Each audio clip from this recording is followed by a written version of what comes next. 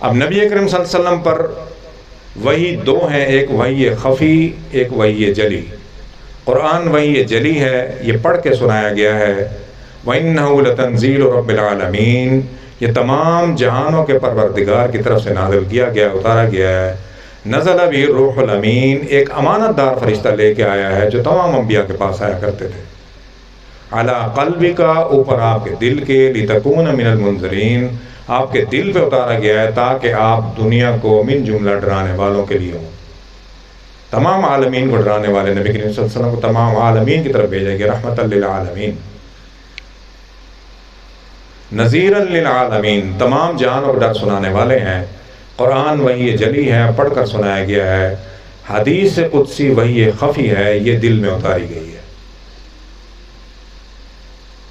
حدیث قدسی جس کی سند اللہ تعالیٰ سے جا کے ملے، حضور فرمائیں کہ اللہ تعالیٰ فرماتے ہیں، وہ حدیث قدسی ہے۔ یہ دونوں اس آیت میں موجود ہیں، بما نزل علی محمد، جو بھی اترا آپ نے اس پر ماننا ہے، اس پر ایمان لانا ہے۔ وَهُوَ الْحَقُّ مِن رَبِّهِمْ، وہ حق ہے اور آپ کے رب کی طرف سے ہے۔ کفر عنہم سیئاتہم، اللہ تعالیٰ چاہتے ہیں کہ دور کر دیں آپ سے آپ کی برائیاں۔